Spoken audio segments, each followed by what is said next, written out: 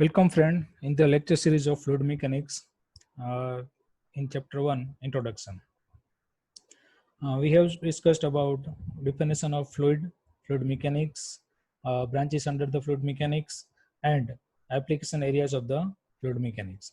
Today, we will see the characteristic of the fluid and basic properties of the liquid. So, let's start the lecture. Characteristic of the fluid. So it has no definite shape of its own, but conforms the shape of the containing vessel. Unlike the solids, it doesn't have a higher cohesive force, intermolecular cohesive force. So it does not have any specific shape, and it may change a little bit in its volume under the change of temperature as well as pressure. Whereas if we think about the gaseous condition, it does not have any specific volume, and it will undergo a rapid changes of its volume, and it is considered to be a compressible. Even a small amount of shear force exerted on the liquid or fluid will cause it to undergo a deformation, which continues as long as the force continues to be applied. If we apply a shear force or a tensile or compressive force on a solid, it does not change its shape up to a some limit. But a liquid as well as gas, say fluid, will drastically change its shape, say deformed under the action of force, and it will continue deformation until if you until the applied force. So the fluid mechanics or the fluid may be classified as follows: say liquid, gaseous, and vapor form. Let's see the difference between these three. Liquid is a fluid which possesses a definite volume, which vary only slightly with the temperature and pressure, whereas the gas possesses no definite volume and it is compressible. Liquid is considered as a incompressible and gaseous is considered as a compressible. Here is vapor is also considered as a fluid. It is a gas whose temperature and pressure are such that it is very near to the liquid state, say steam. So vapor has a very much important in the application of the power generation or in the power generation industry, particularly in the steam power plant. So these are the three fluid. In this chapter, we will focus mainly on the liquid and as well as gas. And let's start with the characteristic of the liquid. So first property of the liquid is mass density, denoted as a rho. Density is known as density of the liquid may be defined as the mass per unit volume, and its unit is kilogram per meter cube. So it indicates the capacity of the fluid in terms of kg per unit volume. Mass density basically an indication of its capacity to capacity to conserve the mass per unit volume. If we think practically, then if you mix two immiscible fluid, then with different densities, then the fluid which has a very low density, it will float on over the another fluid. So this is the importance of density. uh, if I will give you the example, real life example, then when you mix hair oil or the edible oil with the water, then oil is always float on the surface of the water. Sometimes milk and oil also mixed with each other, then oil is always float on the surface of the milk or water. So it will indicates the difference between the densities. Oil has a low density in comparison with milk as well as water, so it will always float. And if we compare it with the solid fluid, then if we throw the wooden block on the into the water, then wooden block is always float. And if we throw a metal block, it will not float on the surface of water. There is another part, say force of buoyancy will play an important role, but here the density is important for important to understand how it will work, and it differs or play a role during the understanding of the liquid. Now let's see another property. which is the weight density. Weight density, it defined as the weight per unit volume at the standard temperature and pressure, and it is denoted by a small w. So here you can say W equal to weight of the fluid divided by volume of the fluid. Now according to the definition of the weight, it is the mass of the fluid into acceleration due to gravity, say g. So m into g divided by volume of the fluid. So the equation becomes mass of the fluid into g divided by volume of the fluid. And here you can see a mass of the fluid divided by volume of the fluid, as per this condition, as per the definition of density, it is the rho. So the W equal to rho into g. So this equation ultimately becomes a rho into g equal to weight of the fluid divided by volume of the fluid. Now this definition is very much important in the fluid mechanics, because always this definition is used, or this property is used to calculate the weight of the fluid or weight of the gases whenever it is required. So this is the most important exam point of view, as well as for the study point of view.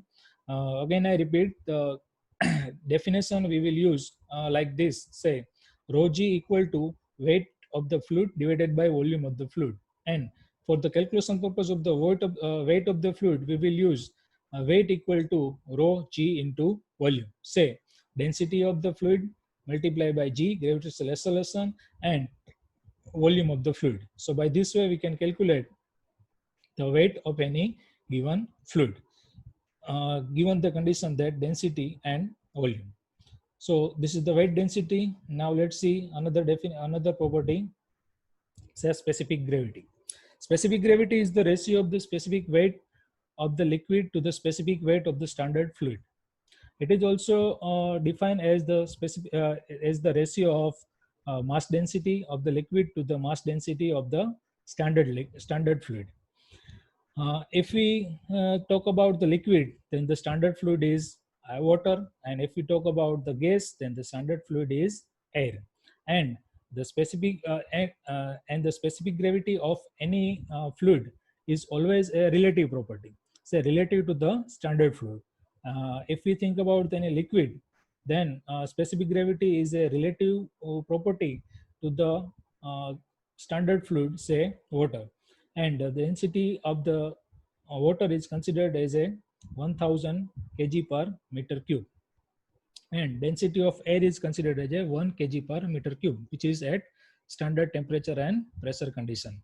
So for this subject, always whenever it is required, we will assume the density of the water as a 1000 kg per meter cube and density of air as a 1 kg per meter cube under the standard condition. And the specific gravity is denoted by S always. Now let's see another property, say viscosity. Viscosity is one of the most important property. Viscosity may be defined as the property of the fluid which determines its resistance to the shearing stress. So during the discussion of the characteristics, we have seen gaseous and liquid phase. Say fluids are always under deformed phase when under the applied force. So when we apply the force, fluid starts to deform. So this is the viscosity is the property which does not allow the fluid to deform. So this is the ultimately we can say it is the measurement of the resistance to the deformation. It is measure of the internal fluid friction which causes the resistance to the flow. It is primarily due to the cohesion in liquid and molecular momentum exchange in the gaseous between the fluid layers. And as the flow occurs, this effect appears as a shearing stresses between the moving layer of the fluid. Now, if we think practically, when you pour any fluid, let's take a 1 glass of water and 1 glass of oil. When you pour this both glass of water on the floor, then practically you can see water can spread in the much wide area than the oil. So what is the difference, or what make it difference? So Oil has a very high resistive force, say high viscosity in comparison to the water. Water have a low viscosity, so it have a low resistance to deform, and it will spread over the floor. But oil has a high viscosity, and it has a very high resistance to the flow.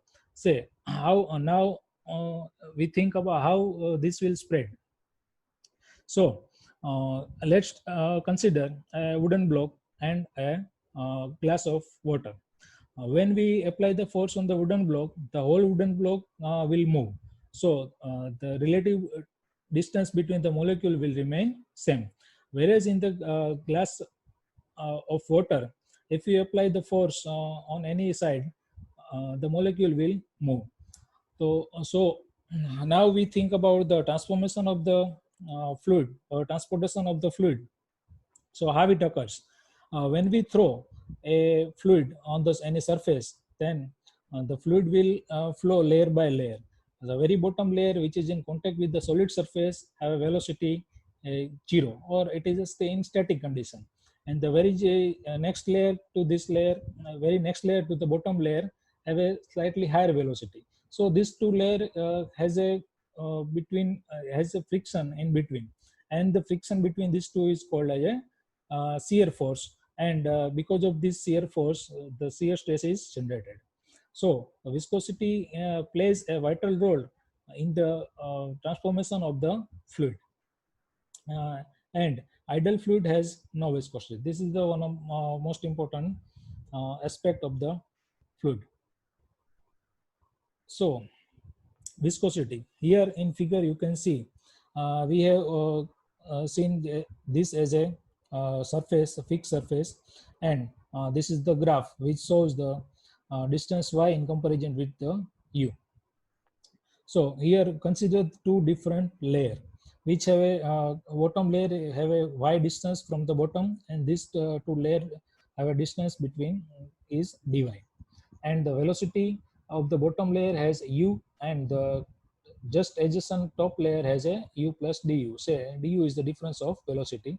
Here we can say higher velocity, just because the layer in contact with this fixed surface has a velocity equal to 0, and as the y will increase, the velocity will also increase. So this has a y distance, and this has a y plus dy distance. So the bottom layer has a velocity u, and the top layer has a velocity u plus du. So the velocity difference is du here, and the difference of distance is dy.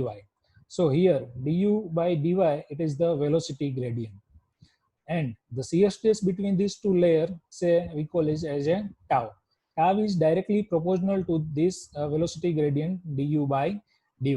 If we remove this proportionality sign, then we have to put any one constant, and this constant is nothing but the mu, say viscosity or dynamic viscosity. So the equation will become tau equal to mu into du by dy. Now what is the tau? Tau is the shear stress between these two layers. Which layer? Those layer have a velocity difference du, and the distance, perpendicular distance difference is dy. Now if you think about the layer, two layer, one layer which is just in contact with the fixed surface, and another layer is the top layer, then the difference between these two is y plus dy. So this equation become tau equal to mu into let's say velocity is u plus du. So tau equal to mu into du plus u divided by dy plus y.